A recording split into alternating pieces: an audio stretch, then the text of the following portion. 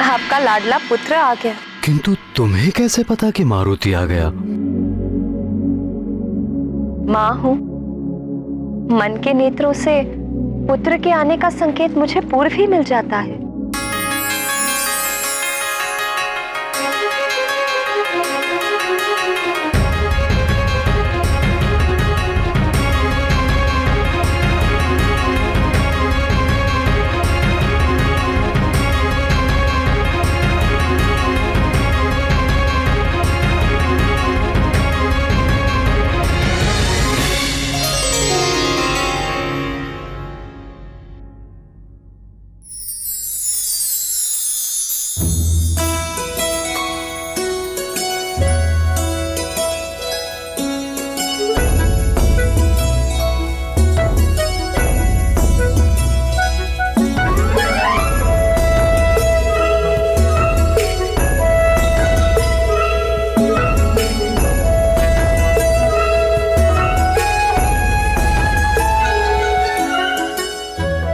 पिताश्री, माँ को क्या हुआ? तुम्हारी माँ तुमसे रुष्ट हैं।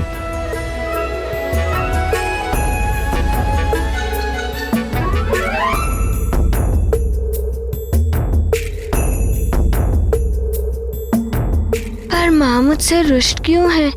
अब मैं क्या कहूँ पुत्र, तुम स्वयं जाकर पूछ लो।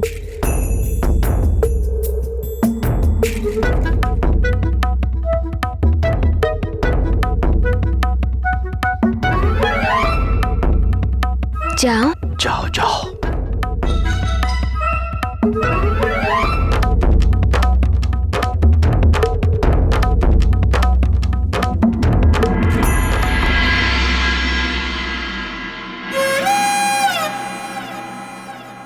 माँ, क्या आप मारुति से रुष्ट हैं?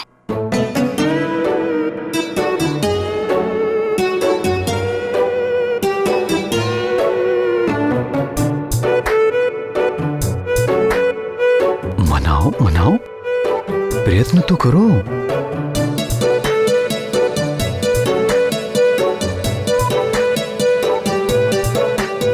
बताइए ना माँ, क्या आप मारुति से रुष्ट हैं? हाँ। किंतु मारुति ने अब क्या किया माँ? पता है कब से तुम्हारी प्रतीक्षा कर रही हूँ, ढूंढ भी रही थी तुम्हें। कहाँ चले गए थे बिना बताए? मारुति तो अपने मित्रों के साथ बाहर खेलने के लिए गया था माँ। मित्रों के साथ खेलने बाहर, और वो भी बिना मुझे बताए? हाँ माँ, मैं तो पहले भी अपने मित्रों के साथ वाटिका के बाहर खेलने जा चुका हूँ। पुत्र,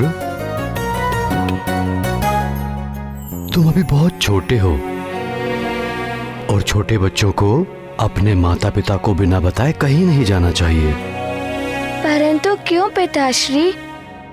तुम्हें स्मरण है ना, जब तुम्हारी माँ हमें नहीं दिखी थी तो हम कितने व्याकुल हो गए थे। अंजना, अंजना! माँ! फिर सोचो, जब तुम हमें बताए बिना बाहर खेलने चले जाओगे, तुम्हारे ना मिलने पर हमारी क्या दशा होगी।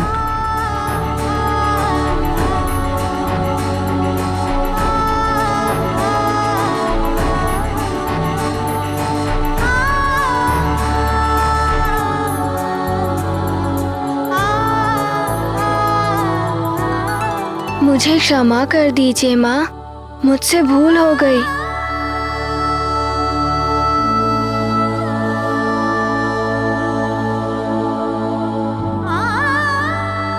मुझे वचन दो पुत्र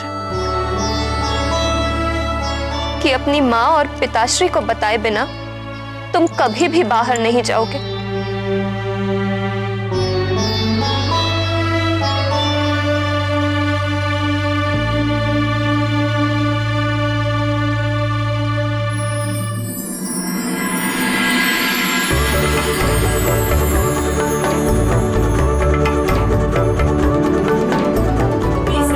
आपका पुत्र मारुति आपको वचन देता है कि मारुति आप दोनों को बताए बिना कहीं नहीं जाएगा।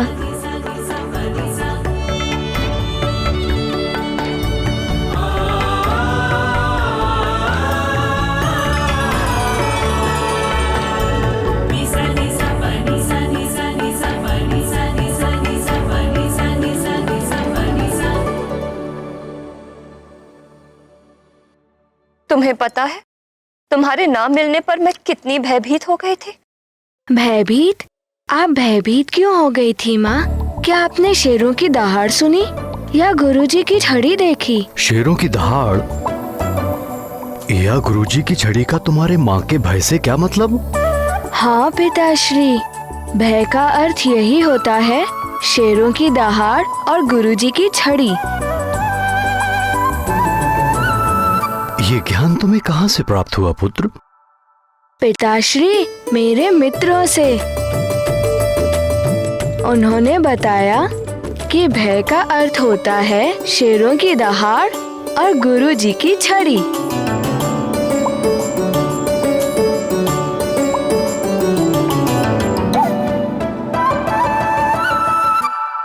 स्वामी, मैं समझाती हूँ।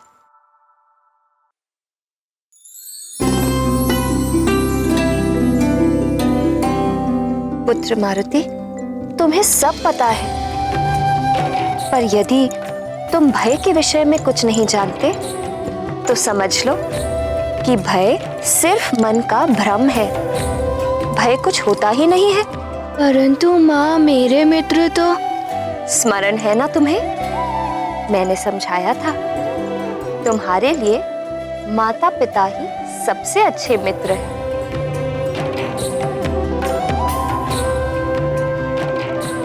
और जो माँ ने कहा उसी को स्मरण रखो और भरोसा करो माँ की बातों पर।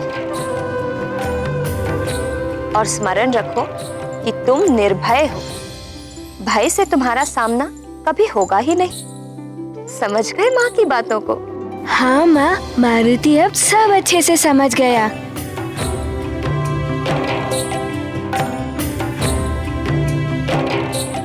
परंतु माँ, दूध। दूध?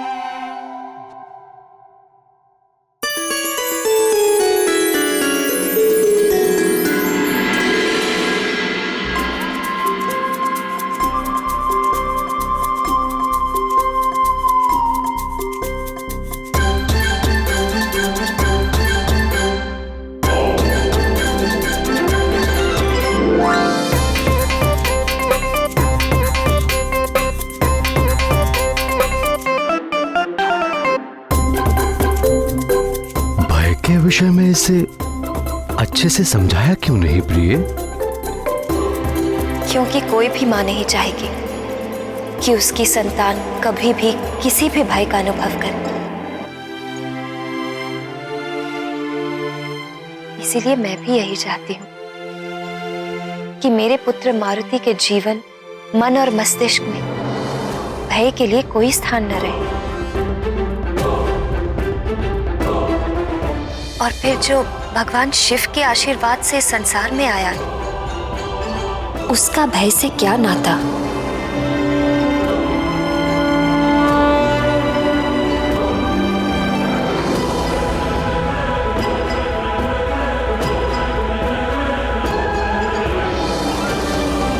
मेरी इस सृष्टि में 84 लाख प्रकार के जीव हैं और ये सभी जीव किसी न किसी भय के प्रभाव से सदा ही ग्रस्त रहते हैं।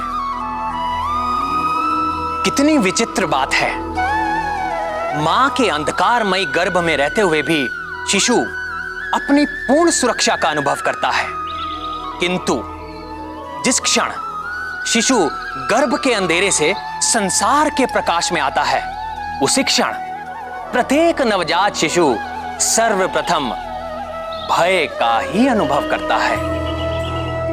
अपने इस प्रथम अनुभव से उसका नाता या तो उसके अपने जीवन का अंत होने पर टूटता है, अथवा जीते जी मुझ में एकीकार होने के बाद ही जीव भय मुक्त होता है।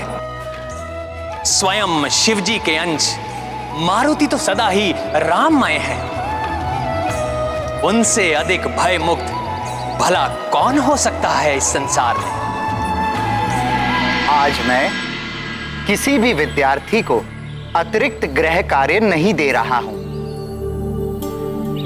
मैंने जो आज शिक्षा दी है, घर जाकर आपको उसका अध्ययन करना है। अगले दिन इसी पाठ से प्रश्न पूछूंगा जय हो प्रभु। लगता है जो मैंने अपनी विनती पत्थर पर लिखकर आप तक भेजी थी, वो मेरी विनती आपने स्वीकार कर ली है। आज की कक्षा यहीं समाप्त होती है। आज सबका अवकाश है।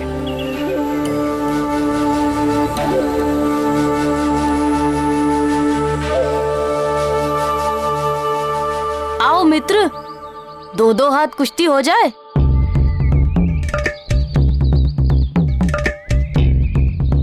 वो देखो, मारुति भी आ गया।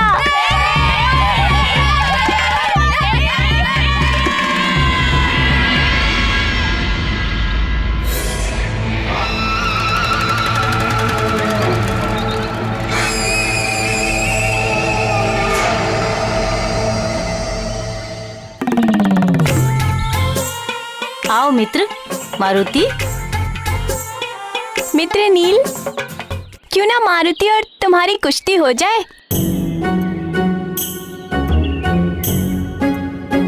हाँ हाँ, क्यों नहीं। मारुति, हारने से भय तो नहीं लग रहा है? भय? भय क्या होता है मारुति जानता ही नहीं है। तो ठीक है, हो जाए। हाँ, क्यों नहीं, हो जाए।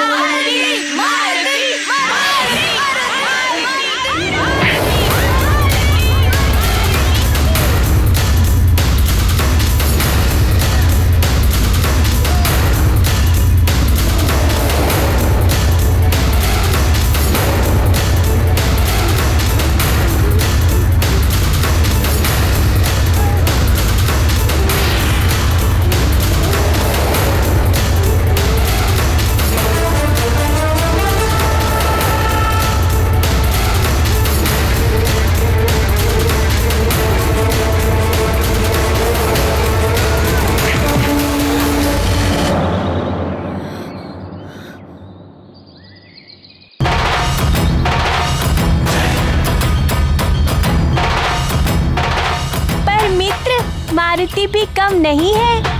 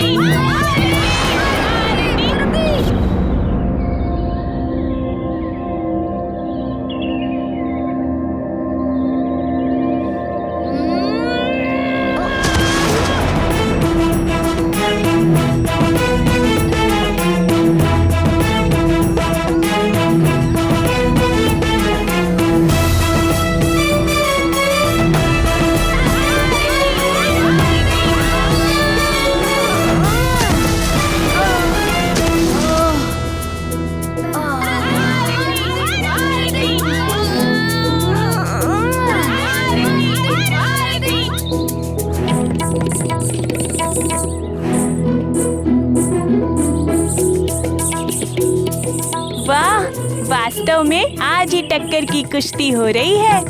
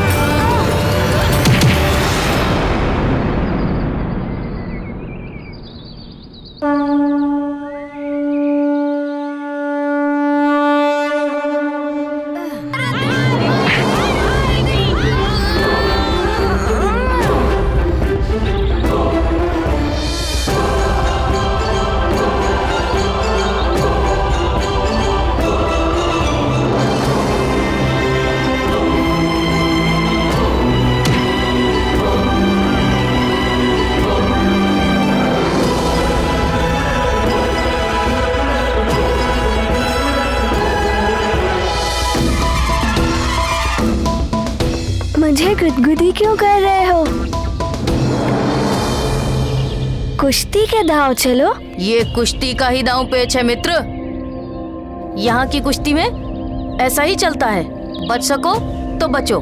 तो ठीक है, अभी लो दांव पेच दिखाता हूँ।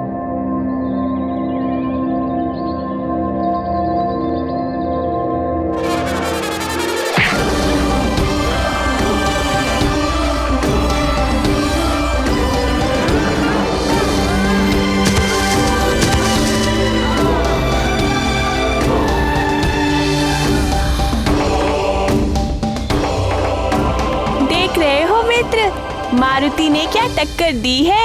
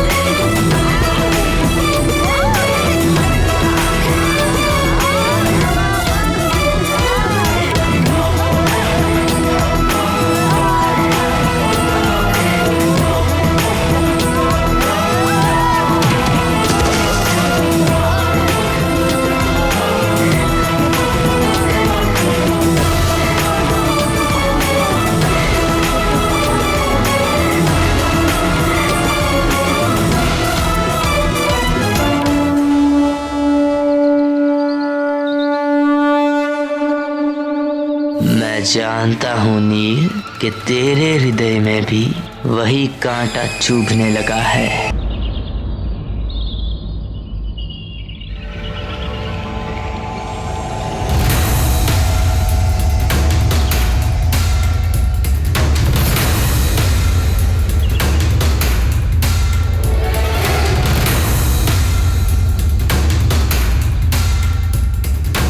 पता नहीं क्या हो गया है मुझे कुछ समझ में नहीं आ रहा है।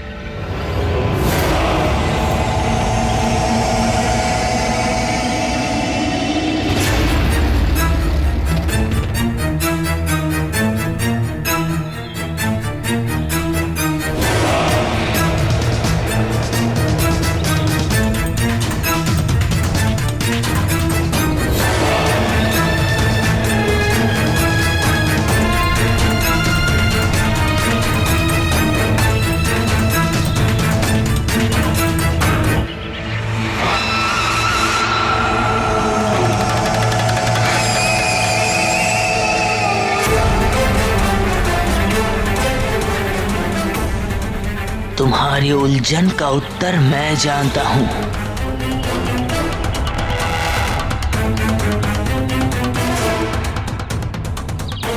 मैं जानता हूँ क्यों तुम्हें कुछ भी अच्छा नहीं लग रहा है। तुम अकेले हो गए हो, अपने मित्रों से दूर। अकेला? मित्रों से दूर? मैं अकेला हो गया हूँ? हाँ मित्र, उस मरकट के कारण तुम्हारे सभी मित्रों ने तुम्हारा साथ छोड़ दिया है। ये मरकट कौन है? मेरा तात्पर्य है वो मारुति। वो तो मेरा मित्र है। मित्र होता तो आते ही तुमसे तुम्हारे मित्र छीन नहीं लेता। देख रहे हो ना, देखो देखो।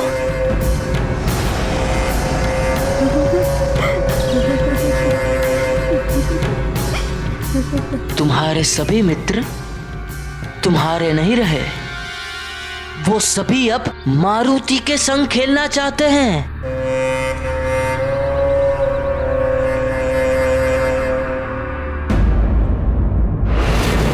तुम्हारे सभी मित्र तुम्हारे नहीं रहे, वो सभी अब मारुति के संग खेलना चाहते हैं।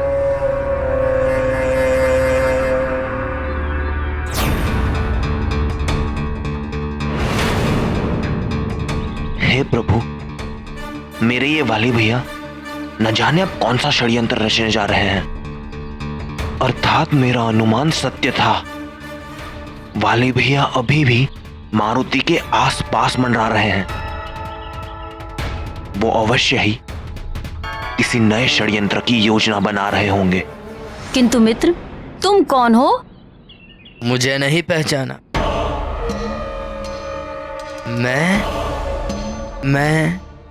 मैं महानतम तुम्हारा शुभ चिंतक हूं। तुम्हें इस दुख के क्षण से निकालने आया हूं। दुख? कैसा दुख? क्यों, तुम्हें कोई दुख नहीं होता जब उस मारुति के कारण तुम्हें अपने सभी मित्रों से दूर अकेले खेलना पड़ता है? तुम्हें दुख नहीं होता जब गुरुजी के लिए पुष्प चुनने में तुम्हारे मित्र उस मारुति की सहायता लेते हैं? कुछ दुख तो होता है।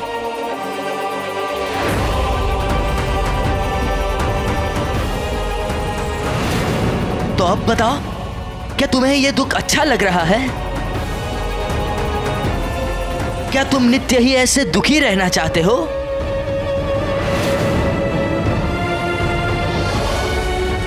यदि नहीं तो तुम्हें उस मारुति नामक मरकट को उसके सही स्थान तक पहुंचाना होगा।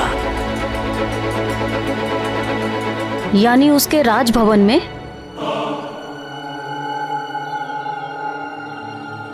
नहीं, उस मरकट का सही ठिकाना मैं तुम्हें बताऊंगा, किंतु चुपचाप। यदि तुम अपने मित्र महानतम और शुभ चिंतक की बात मानते रहे तो तुम्हारे सभी मित्र पुनः तुम्हारे साथ होंगे, ये तय है। परंतु मुझे करना क्या होगा?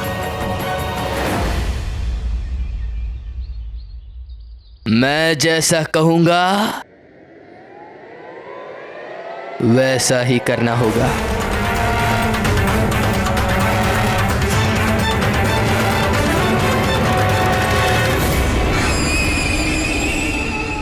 उस बालक को क्या समझा रहे हैं? अंततः वो करना क्या चाहते हैं? हे प्रभु, अब आप ही वाली भैया को सद्बुद्धि दे सकते हैं। वाली के अहंकार और मिथ्याभिमान ने उसकी बुद्धि हर ली थी। त्रिमूर्ति और उनकी शक्तियों के अतिरिक्त अहंकार की चोट से तो देवता तक बच नहीं पाते। अहंकार प्राणी को उसके लक्ष्य से भटका देता है और लक्ष्य से भटका हुआ प्राणी सदा ही अपनी हानि करता है। वाली भी उसी पथ पर अग्रसर था। प्रभु, पुनः वाली ने मारुति को वृक्षासुर तक ले जाने की कौन सी योजना बनाई?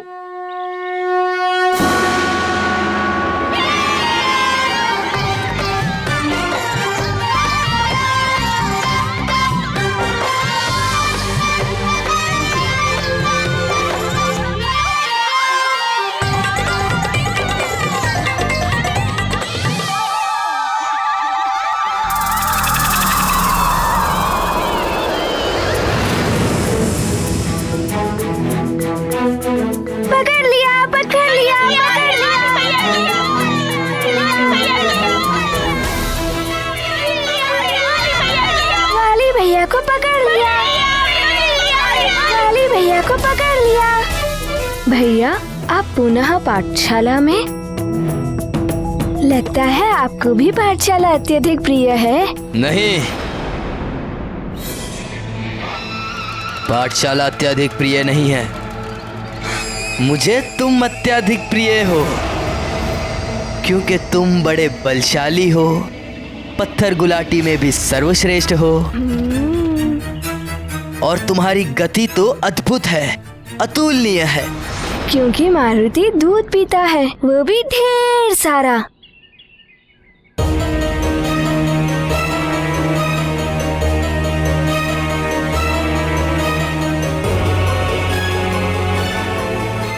मारुति, ये सब छोटे मोटे खेल छोड़ो, क्यों ना एक बड़ी प्रतियोगिता हो जाए।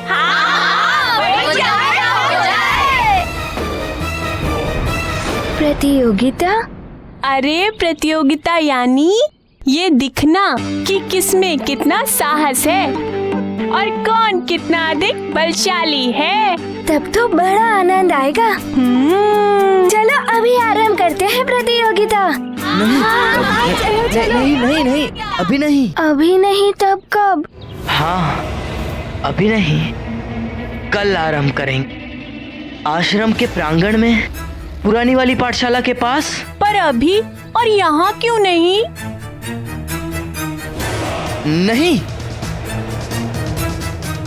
यहाँ अभी प्रतियोगिता संभव नहीं हो सकती। बड़े स्तर पर करनी है ना, तो खेल का मैदान भी तो बड़ा होना चाहिए।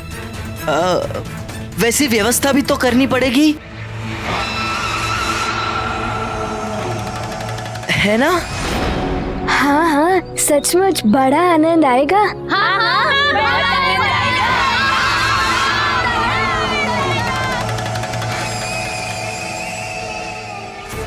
वाली भैया,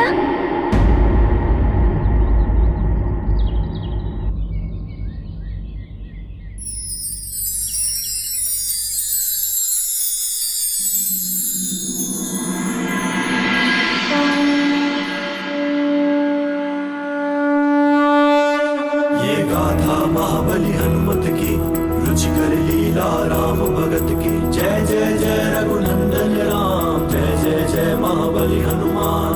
दंभ क्रोध मोह ईर्ष्या माया, हृदय वाली ने कलुषित पाया। भैया आप बड़े अच्छे हो। चले पुनीत अटल रहे मारुति की प्रीति। विषधर कितने लिपटे जाते, चंदन विषमय नहीं हो जाते।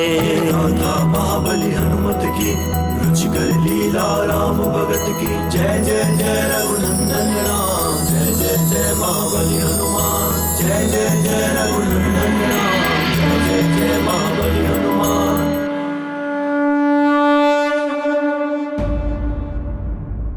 कल आनंद आएगा, बड़ी प्रतियोगिता होगी। हाँ हाँ, बहुत आनंद आएगा। हम सब जाएंगे। हाँ हाँ, हम सब जाएंगे।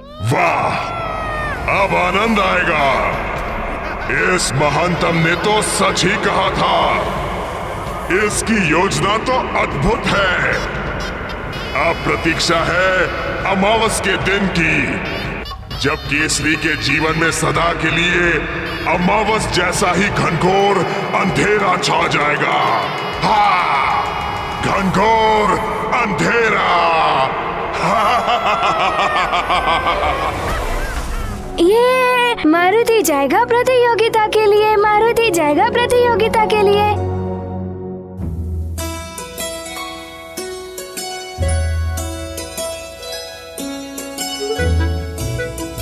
वाह प्रिय वाह, अति सुंदर अंग वस्त्र है ये।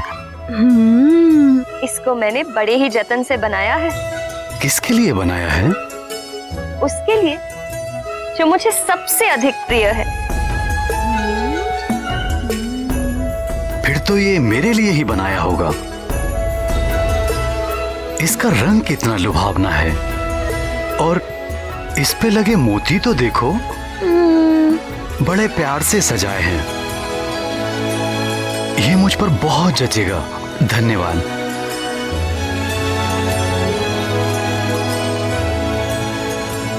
माँ, इतना सुंदर अंगवस्त्र आपने किसके लिए बनाया है?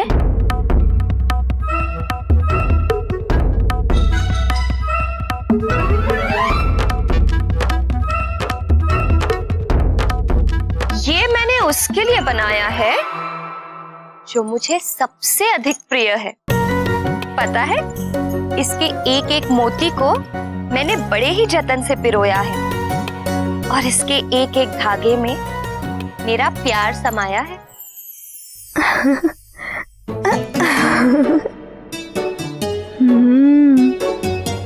माँ, ये रंग तो मुझ पे बहुत जचेगा। नहीं नहीं, ये वस्त्र तो मुझ पर अधिक सजेगा। पिताश्री, ये तो आपके लिए बहुत छोटा है। प्यार से दिए गए किसी भी उपहार की मूल्य व आकृति नहीं, उपहार देने वाले की मात्र भावना देखी जाती है।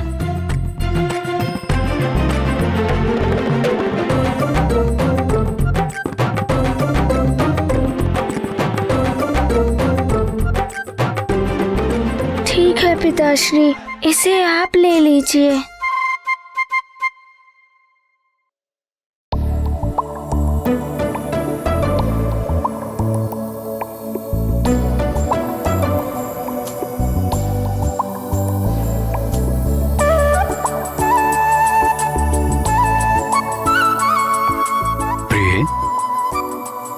मुझसे मारुति की उदासी देखी नहीं जा रही।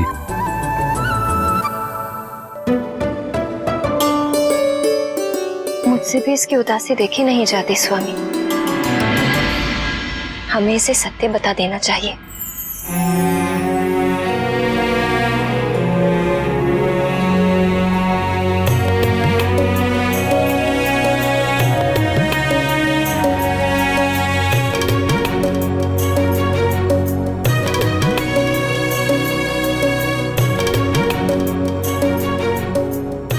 सचमुच प्रिय, ये अंगवस्त्र तो मेरे लिए अत्यंत छोटा है।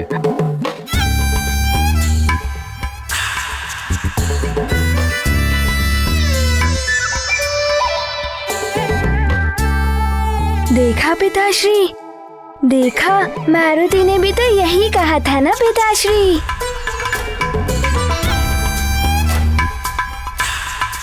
प्रिय, कहीं तुमने ये मारुति के लिए तो नहीं बनाया?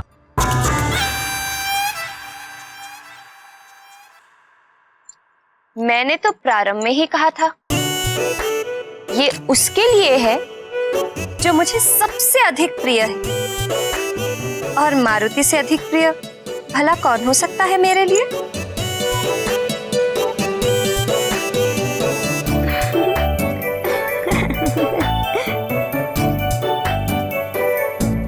ये रंग तो मुझ पे कितना अच्छा लग रहा है माँ।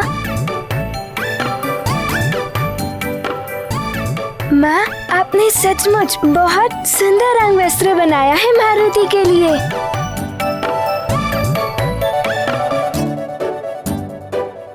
देखा तुमने सखा, कैसा है ये माँ का बनाया हुआ अंगवस्त्र?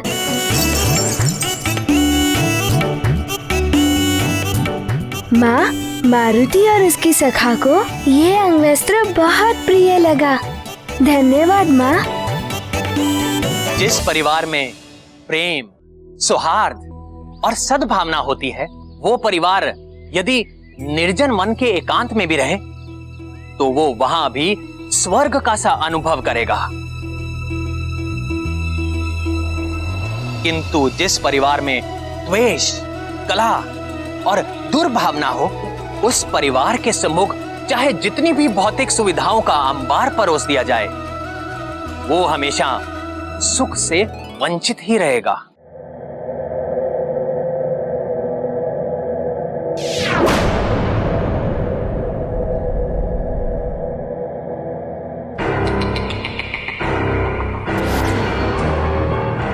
आप इतने बड़े हैं, परंतु आपको पता नहीं कि भूदेवी को प्रणाम करते हैं, उन पर थूकते नहीं।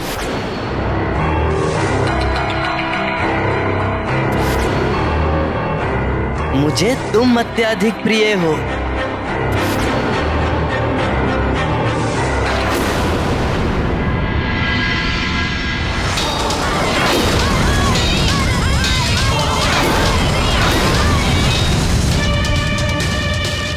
कहीं सच में मैं कोई भूल तो नहीं कर रहा हूँ? कहीं सच में उस मरकट पर भोलेनाथ की विशेष कृपा तो नहीं? कहीं सुग्रीव का कथन यथार्थ तो नहीं कि मैं अधर्म के मार्ग पर चल रहा हूँ?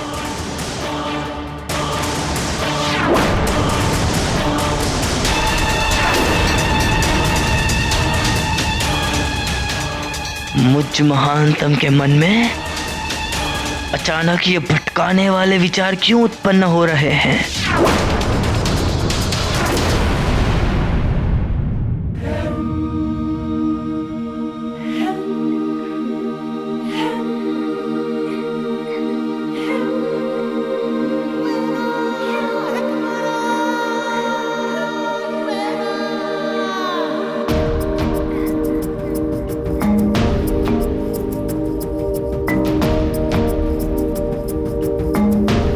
माँ के द्वारा बनाए अंग वस्त्र कितने सुंदर हैं।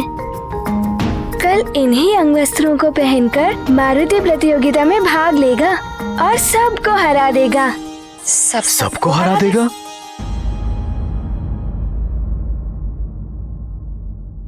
किसको हरा दोगे पुत्र?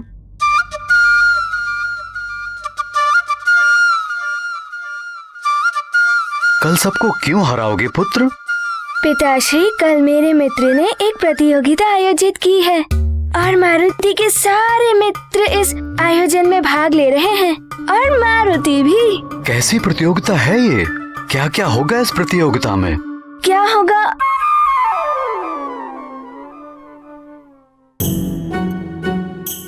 क्या होगा ये तो मारुति को ज्ञात ही नहीं। ये तो कल ही पता चलेगा।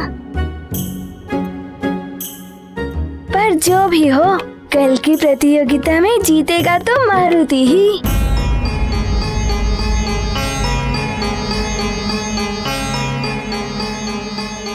किंतु पुत्र, तुम तो अभी बहुत छोटे हो। यदि तुम्हारे स्थान पर कोई और जीत गया तो?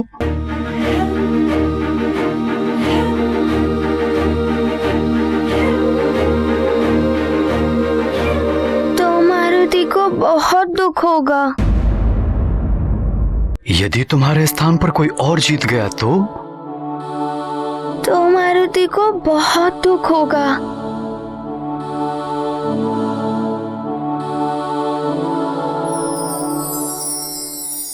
कल की प्रतियोगिता की बातें बाद में करेंगे। क्यों ना अभी हम तीनों मिलकर एक प्रतियोगिता करें? प्रतियोगिता? हाँ।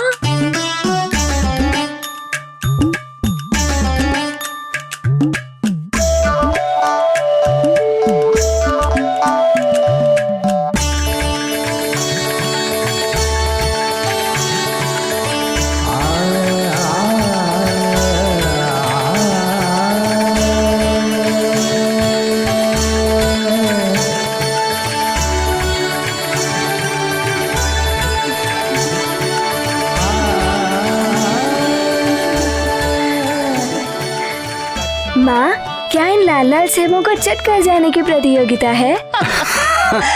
नहीं पुत्र, हम इन सेबों से अपने सुंदर सुंदर भवन बनाएंगे। देखते हैं सबसे पहले सुंदर और दृढ़ भवन कौन बनाता है।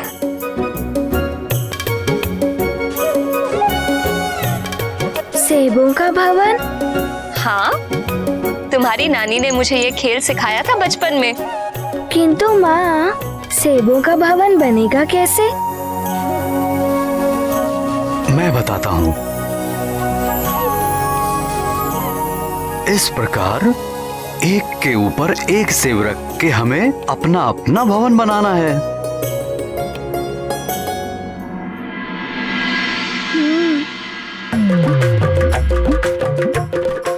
मुझे लगता है सबसे पहले मैं अपना भवन बनाऊंगा। धैर्य रखिए आर्यपुत्र, देखते हैं सबसे पहले किसका बनता है।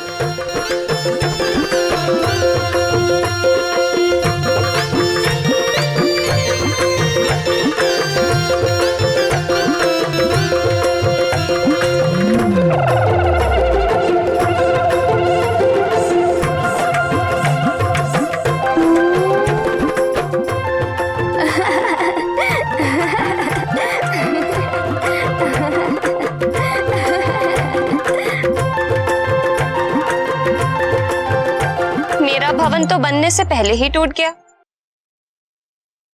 परंतु माँ, आप देखना मारुति अपने सेबों का भवन कैसे बनाता है।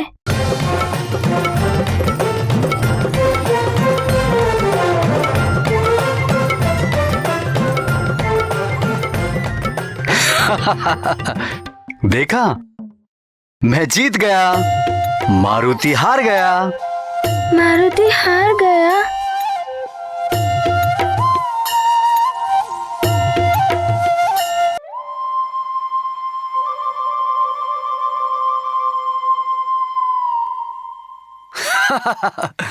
देखा, मैं जीत गया।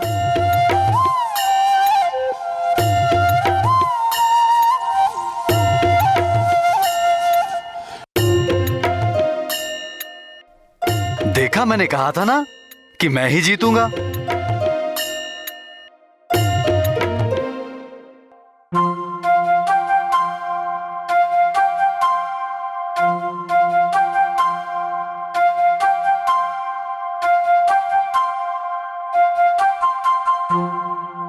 माँ, जीत तो आपकी हुई नहीं, फिर भी आप इतनी प्रसन्न क्यों हो रही हो? वो इसलिए पुत्र, क्योंकि मेरे लिए प्रतियोगिता का उद्देश्य मात्र प्रतियोगिता जीतना नहीं था। तो फिर?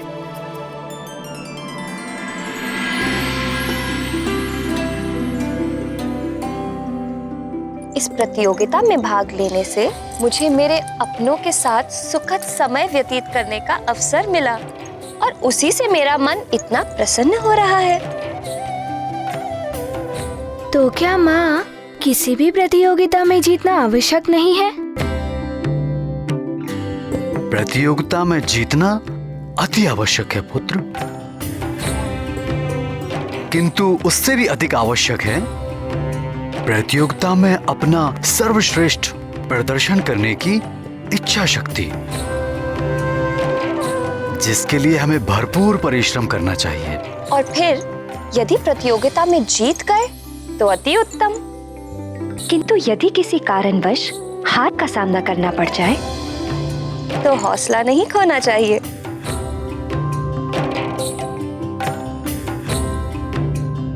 तो फिर क्या करना चाहिए माँ?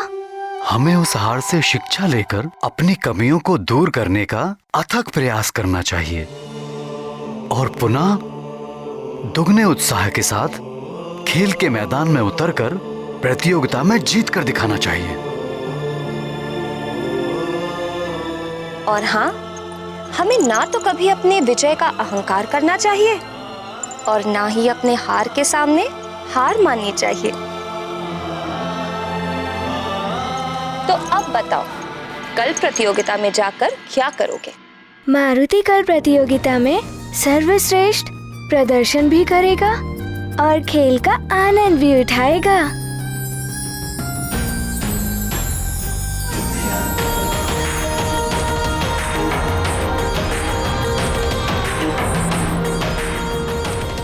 हे प्रभु, मेरे परिवार की प्रसन्नता को कभी किसी की कुदृष्टि न लगे। कब सुबह होगी और कब वो महंतम केसरी पुत्र को यहाँ मेरे पास लेकर आएगा?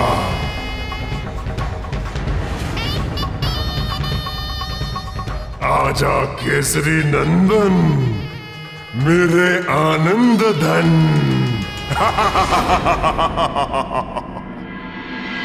ओम भूर्भुवस्सुः तत्सवितुर्वरेण्यं भर्गो देवस्य धीमहि धियो यो न प्रचोदयात्।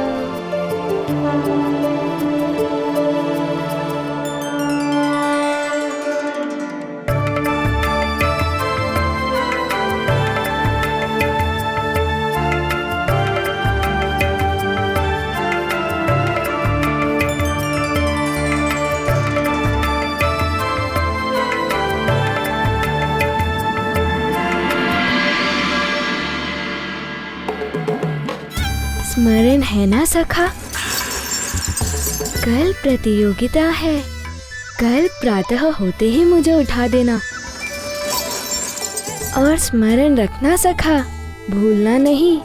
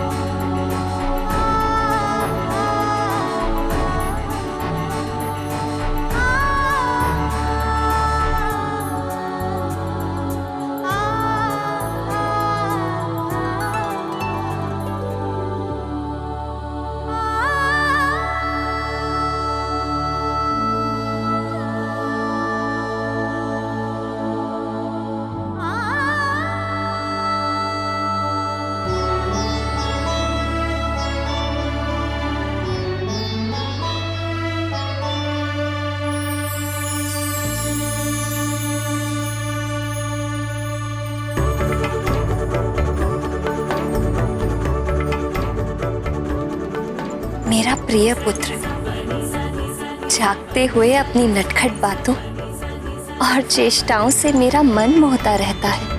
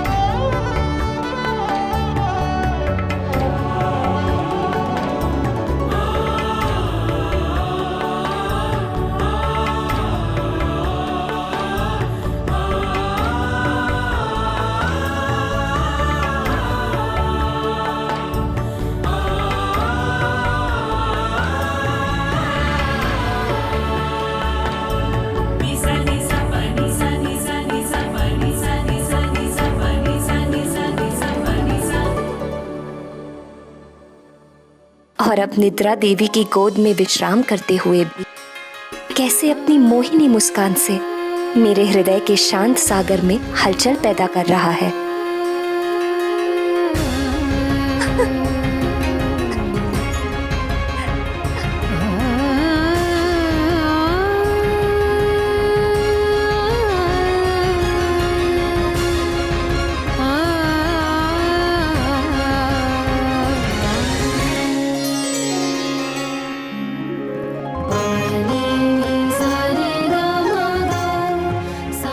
क्या हुआ प्रिय? अपने सोते हुए पुत्र से क्या बात कर रही हो प्रिय? जागते हुए ये नटखट इतना अवसर ही कहाँ देता है कि मैं इसे जी भर के निहार सकूं। किंतु तुम ही तो मुझे समझाती हो कि सोते हुए संतान को निहारने से माता पिता की दृष्टि लगने का भय होता है। किंतु मैं तो ठीक है, अब तुम भी सो जाओ, अन्यथा मुझे भी तुम्हें प्रेम लोरी सुनाकर सुलाना पड़ेगा। और यदि आपकी लोरी सुनकर हमारे पुत्र की निद्रा टूट गई तो आपकी प्रेम लोरी सुनना तो दूर की बात, हमें शांति से सोने भी नहीं देगा।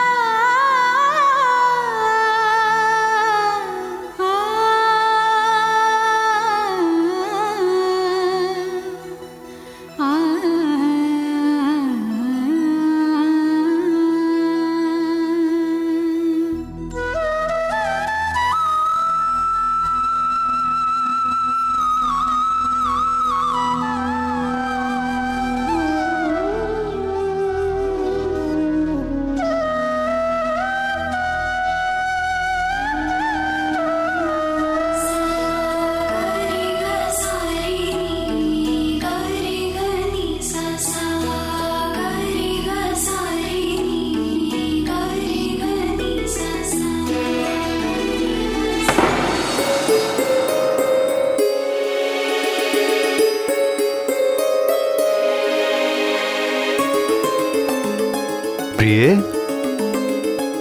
अंजने, ये विचित्र ध्वनि कैसी?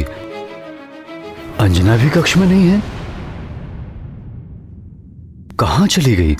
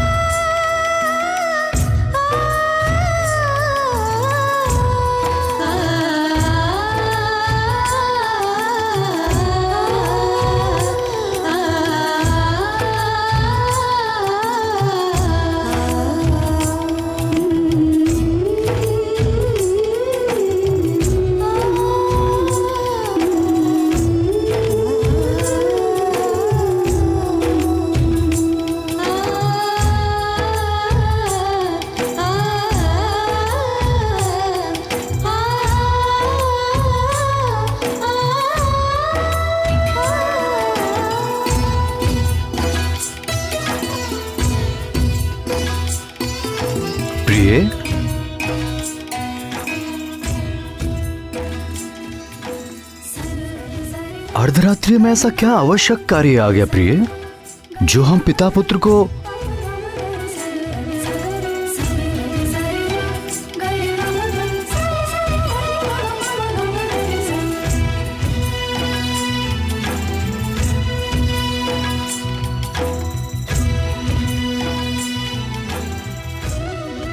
ये क्या लिखा है प्रिय?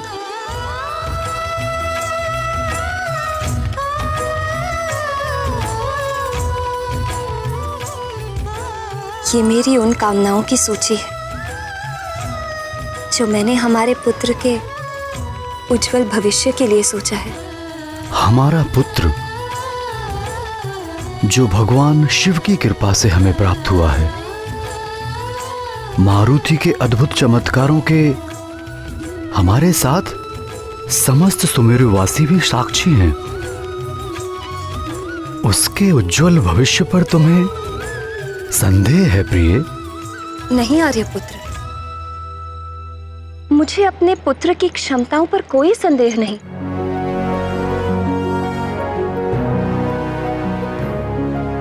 किंतु मैं मां के हृदय को कैसे समझाऊं? देखूं तो क्या लिखा है तुमने?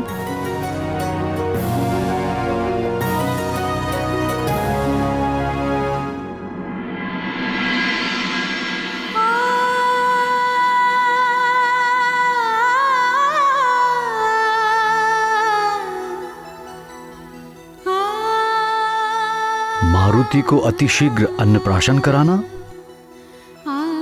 और उसे उसका प्रिय फल सेब अवश्य खिलाना।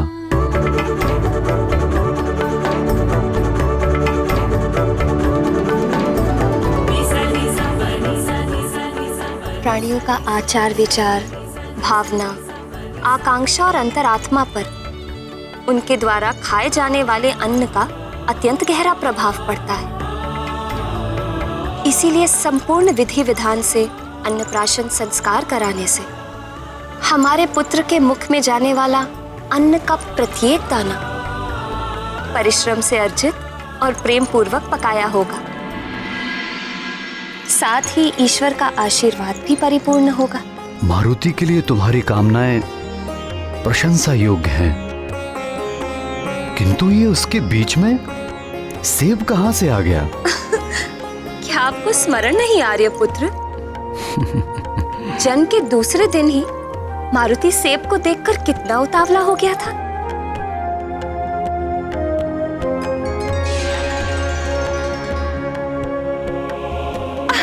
नहीं नहीं नहीं, अभी नहीं।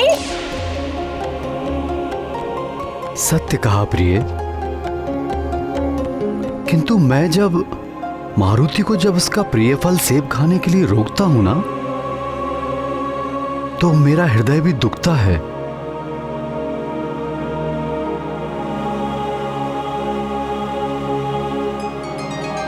मारुति का उपनयन संस्कार करवाना।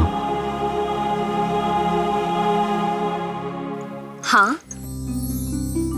शास्त्रों में विदित है, शिशु का पहला जन्म मां के गर्भ से होता है और दूसरा जन्म यज्ञोपवीत धारण करने के पश्चात। मां के गर्भ से जन्म लेने के उपरांत पूर्व जन्मों के संस्कारों का प्रभाव शेष रहता है। यज्ञोपवीत संस्कार शिशु के अच्छे संस्कारों के प्रभाव को स्थायी करने में सहायता करता है और ये संतान के लिए अत्यंत शुभ होता है। यज्ञोपवीत संस्कार के उपरांत ही संतान शिक्षा ग्रहण करने के योग्य बनती है।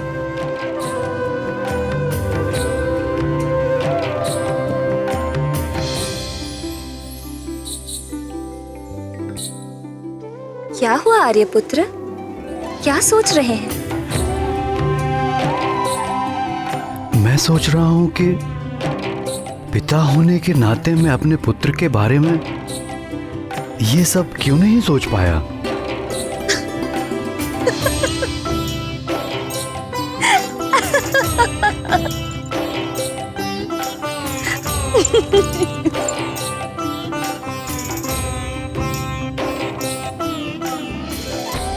मारुति को शिक्षा ग्रहण करने के लिए सर्वोत्तम गुरु के पास भेजना। फिर तो निश्चित ही तुमने सर्वोत्तम गुरु का चयन कर लिया होगा। कौन है वो गुरु? जो प्रत्यक्ष देव है, जो सर्वव्यापी है, जिनके प्रकाश के बिना जीवन चक्र रुक जाता है, प्राणियों को मोक्ष देने वाले स्वयं भगवान सूर्य। उनसे उत्तम गुरु हमारे पुत्र के लिए और कौन हो सकता है? अति सुंदर प्रिय। इसी कारण भगवान शिव ने अपने अंश को तुम्हारे गर्भ में प्रकट किया। मुझे तुम पर गर्व है प्रिय। मैं इतनी भी प्रशंसा के योग्य नहीं हूँ आर्यपुत्र। भोले शंकर ने यदि मुझे मारुति की माँ होने का सौभाग्य दिया है, तो आपको भी तो मारुति के पिता होने का अधिकार दिया है। सो तो है।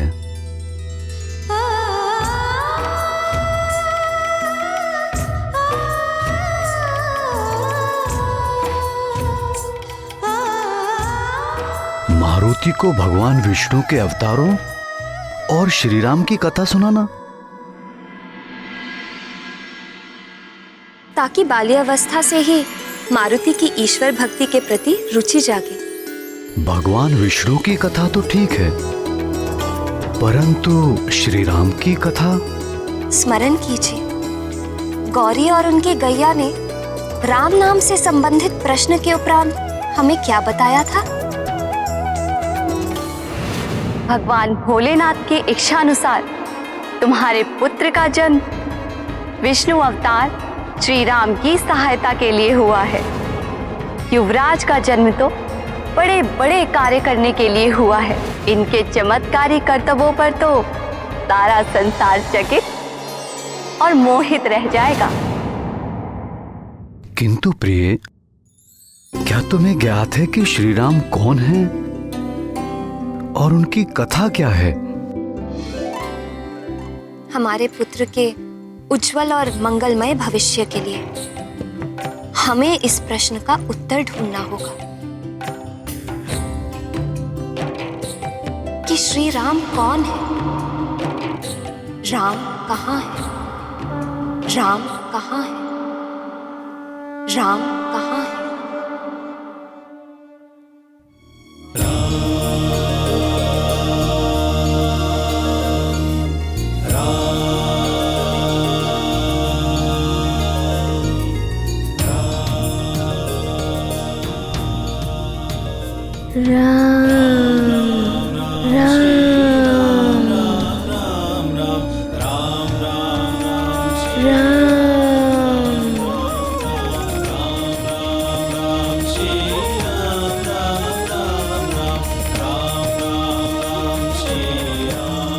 माँ, पिताश्री, हमारे पुत्र के लिए तुम्हारी पांचवी कामना क्या है प्रिय?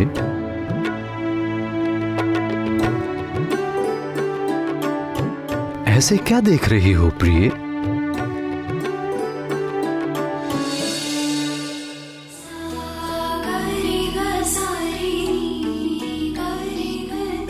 मेरी पांचवी कामना ये है आर्यपुत्र कि जैसे आपने मुझे अपनी अर्धांगिनी स्वीकार कर मुझे मारुति की मां बनने का सौभाग्य प्रदान किया,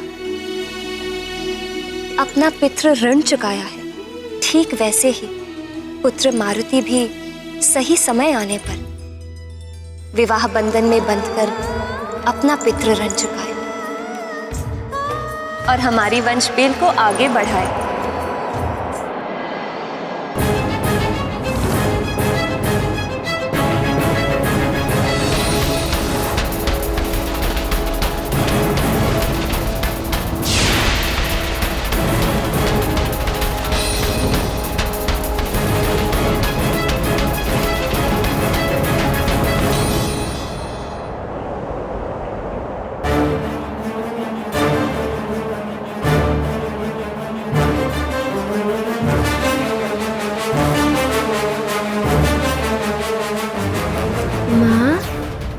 पिताश्री।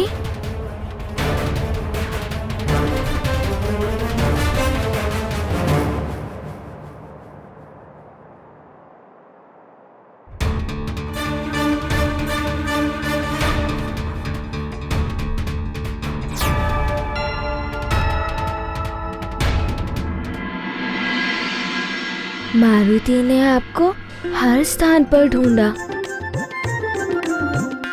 और आप यहाँ हैं, प्रभु के घर पे। अभी प्रभु के विश्राम का समय है। आपकी वार्तालाप से प्रभु की नींद में विघ्न पड़ रहा होगा।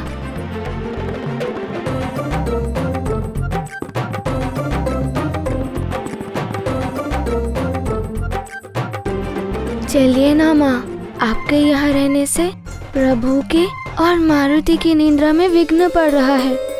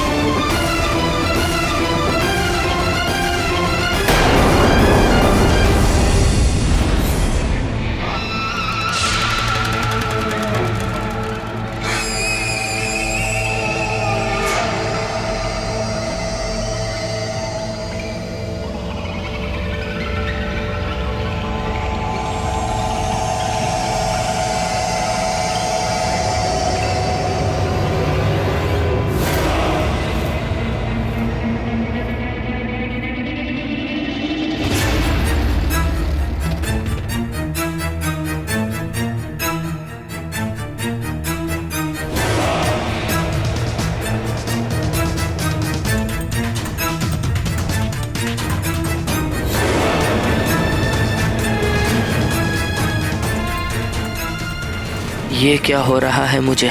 कहीं मैं सचमुच धर्म के मार्ग से भटक तो नहीं गया? माता, माता।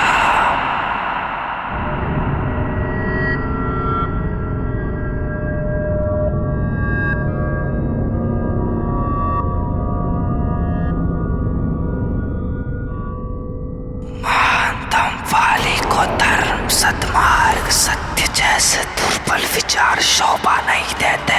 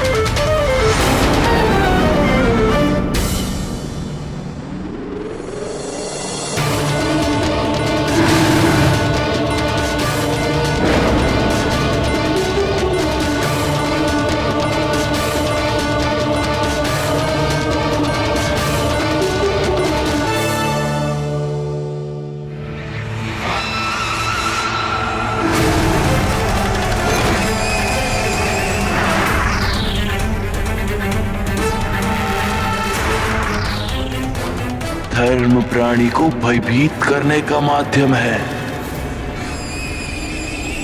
सद्मार्ग की खोज वो करते हैं जिनके जीवन में कोई महान लक्ष्य नहीं होता।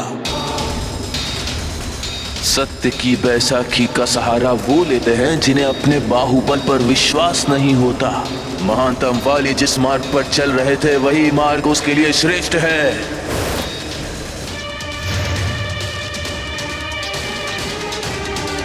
किंतु यदि सचमुच उस मरकट का जन्म भोलेनाथ की कृपा से किसी विशेष उद्देश्य की पूर्ति के लिए हुआ है तो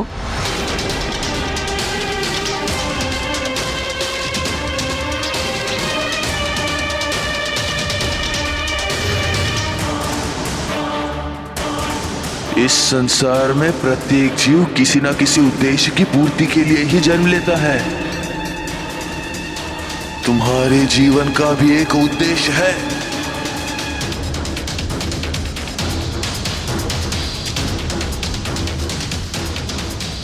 क्या महानतम वाली अपने उद्देश्य को भूल गया है?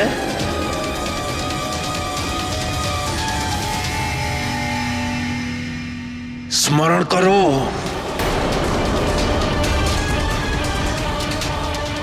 महानतम वाली की जीवन का उद्देश्य क्या है? स्मरण करो, स्मरण करो।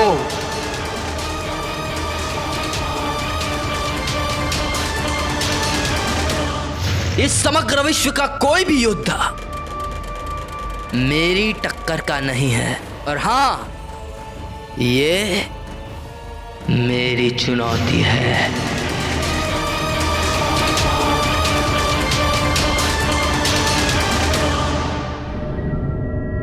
क्या कुछ स्मरण आया?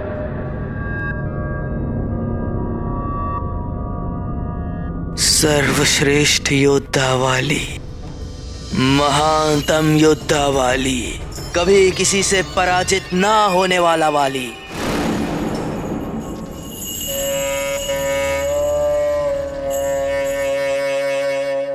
तो फिर अपने दुर्बल विचारों को अभी इसी क्षण त्याग दो और पूरा करो अपने महानतम योद्धा बनने का लक्ष्य। तो चलो आगे बढ़ो और मिटा दो अपनी राह में आने वाली हर बाधा को। मैं महानतम था, मैं महानतम हूं और मैं महानतम रहूंगा, और संसार सदा मुझे इसी नाम से जानेगा। मैं महानतम, महानतम वाली।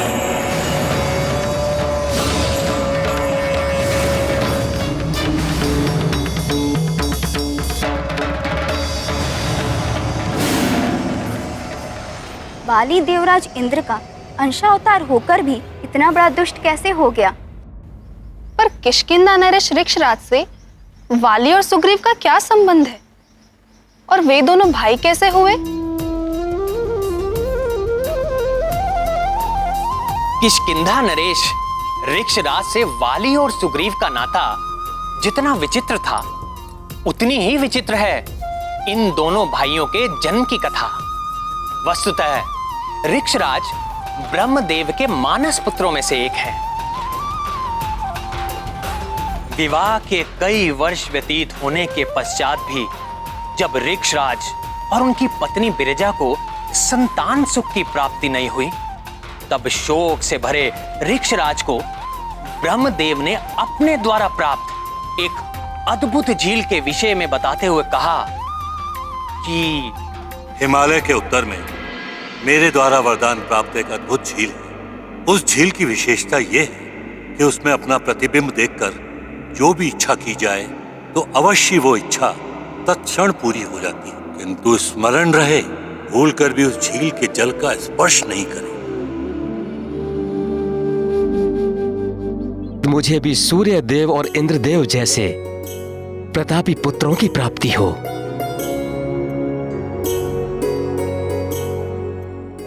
ब्रह्मदेव द्वारा वरदान प्राप्त उस अद्भुत झील को देखकर ऋक्षराज अपने पिता की दी हुई चेतावनी को स्मरण ना रख सके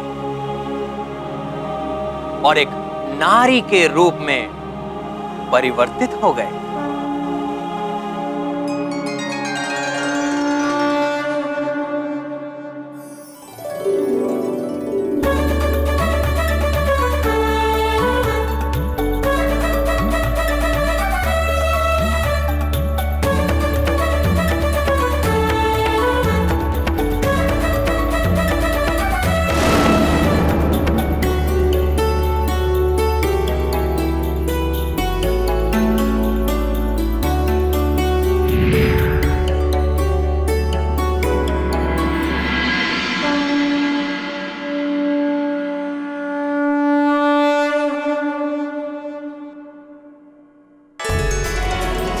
मैं इंद्रदेव, झील को मिले वरदान वश मैं तुम्हारी इच्छा पूरी करने आया हूँ ऋक्षराज।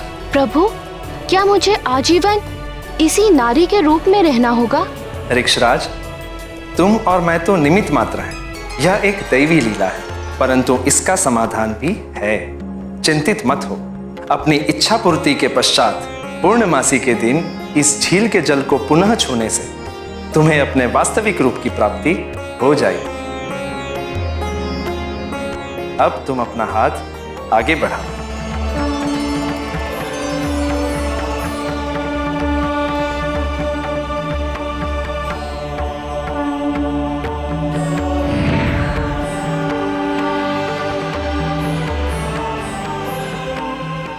तुम्हारा यह पुत्र वाली के नाम से प्रसिद्ध होगा। वाली?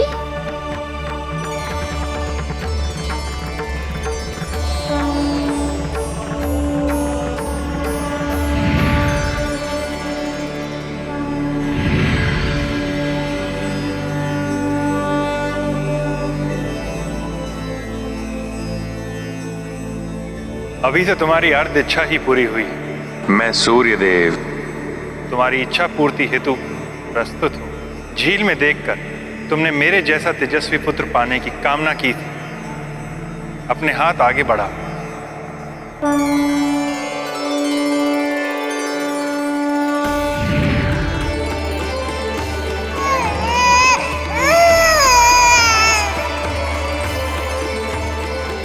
तुम्हारा ये पुत्र सुग्रीव के नाम से प्रसिद्ध होगा।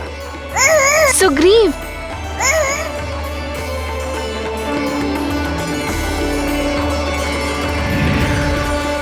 वाली तो देवराज इंद्र के पुत्र थे, तो देवराज अपने पुत्र को समझाते क्यों नहीं? माता पिता का कर्तव्य होता है अपनी संतान के लालन पालन में किसी भी प्रकार की कमी ना होने दें। अच्छी शिक्षा दीक्षा, अच्छा आचार विचार, अच्छा आहार व्यवहार, ये सब माता पिता का उत्तरदायित्व है। परंतु संतान अपने कर्म के लिए स्वयं उत्तरदायी होती है।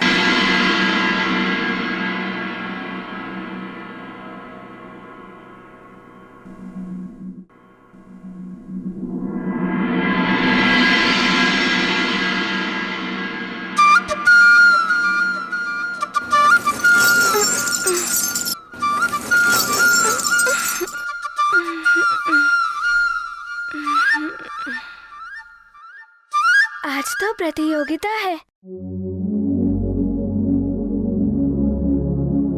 कराग्रे वस्ते लक्ष्मी, कर मध्ये सरस्वती, कर मूले स्थितो महागौरी, प्रभाते कर दर्शनम्।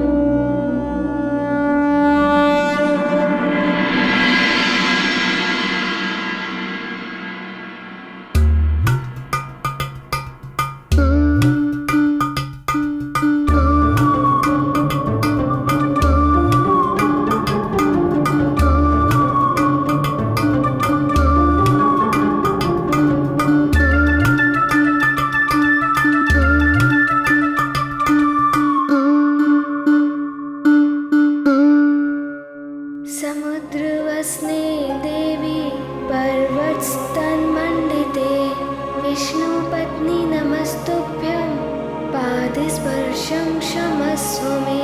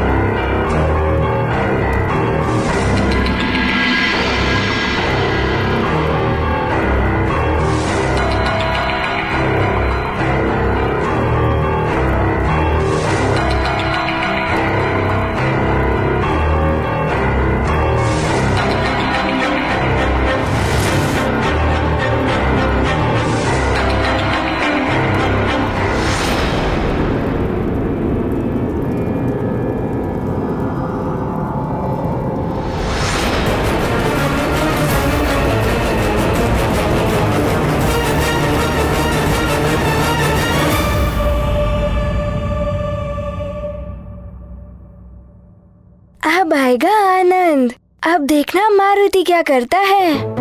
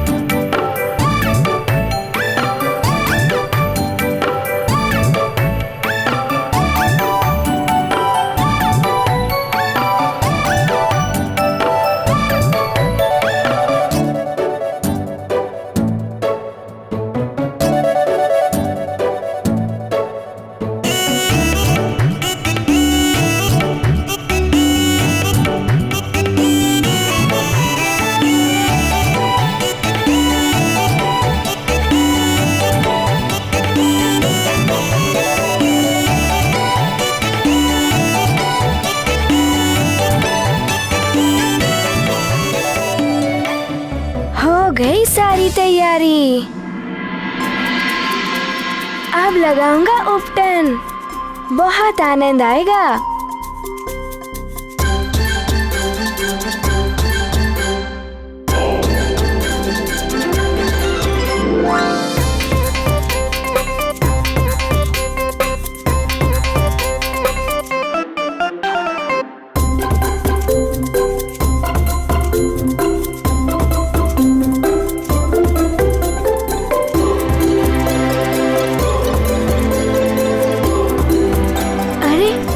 इसमें तो जल है ही नहीं, अब मारुति क्या करेगा?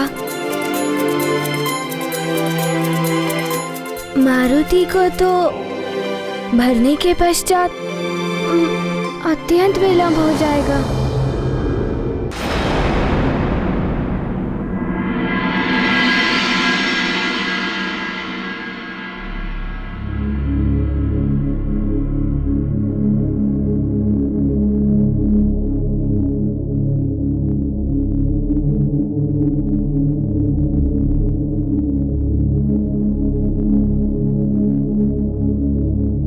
पुत्र मारुति प्रातः उठते कहाँ चला गया?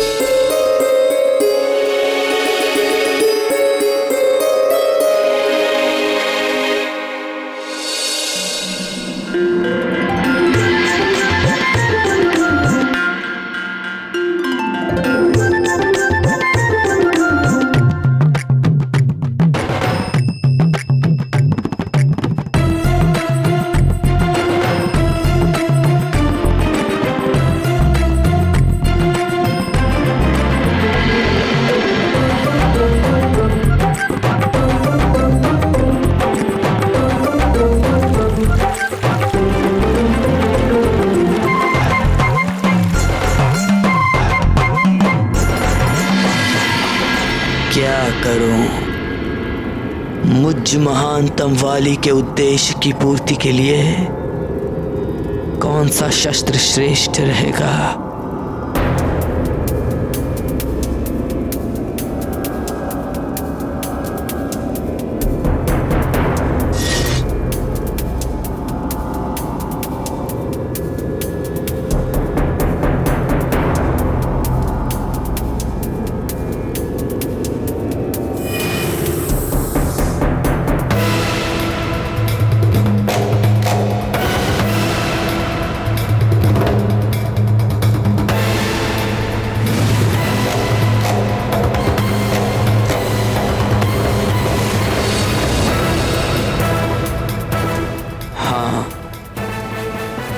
मेरी ये श्रेष्ठ गदा ही सही रहेगी।